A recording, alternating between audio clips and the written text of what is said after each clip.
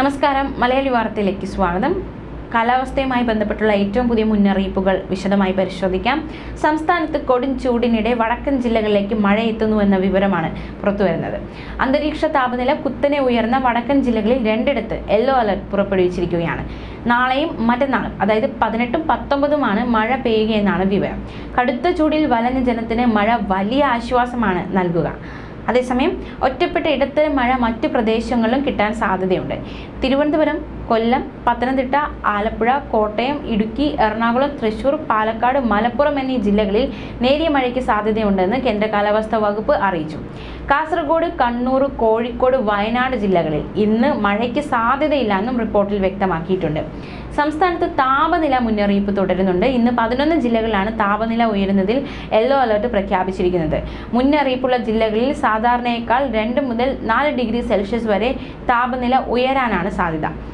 സംസ്ഥാനത്ത് ഒറ്റപ്പെട്ട സ്ഥലങ്ങളിൽ ഇടിമിന്നലോട് കൂടിയ മഴയ്ക്ക് സാധ്യതയുണ്ടെന്നും കേന്ദ്ര കാലാവസ്ഥാ വകുപ്പ് അറിയിച്ചിട്ടുണ്ട്. വ്യാഴവും വെള്ളിയും കോഴിക്കോട്ടും വയനാടും യെല്ലോ അലർട്ട് പ്രഖ്യാപിച്ചിരിക്കുകയാണ്. ബുധനാഴ്ച മധ്യതെക്കൻ കേരളത്തിൽ ഒറ്റപ്പെട്ട മഴയ്ക്ക് സാധ്യതയുണ്ട്.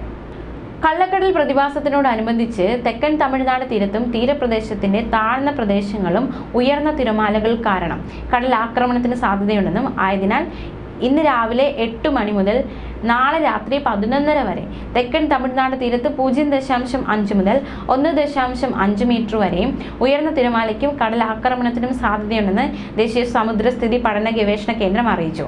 കടലാക്രമണത്തിന് സാധ്യതയുള്ളതിനാൽ മത്സ്യത്തൊഴിലാളികളും തീരദേശവാസികളും ജാഗ്രത പാലിക്കണം. കടൽക്ഷോഭം രൂക്ഷമാകാൻ സാധ്യതയുള്ളതിനാൽ അപകട മേഖലകളിൽ നിന്ന് അധികൃതരുടെ നിർദ്ദേശാനുസരണം മാറി താമസിക്കണം. മത്സ്യബന്ധനയാനങ്ങൾ, അതായത് ബോട്ട്, വള്ളം മുതലായവ ഹാർബറിൽ സുരക്ഷിതമായി കെട്ടിയിട്ട് സൂക്ഷിക്കണം.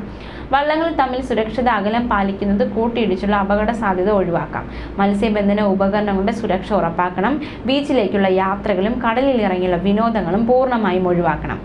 സംസ്ഥാനത്ത് ചിലയിടങ്ങളിൽ ഇടിമിന്നലോട് കൂടിയ മഴയ്ക്ക് സാധ്യതയുള്ളതുകൊണ്ട് ഇടിമിന്നൽ ജാഗ്രതാ നിർദ്ദേശങ്ങൾ കൂടി മനസ്സിലാക്കിയിരിക്കുക. ഇടിമിന്നലുള്ള സമയത്ത് ടെറസിലോ മറ്റു ഉയരമുള്ള സ്ഥലങ്ങളിലോ വൃക്ഷക്കൊമ്പിലോ ഇരിക്കുന്നത് അപകടകരമാണ്. വളർത്തുമൃഗങ്ങളെ തുറസായ സ്ഥലത്ത് ഈ സമയത്ത് കെട്ടരുത്.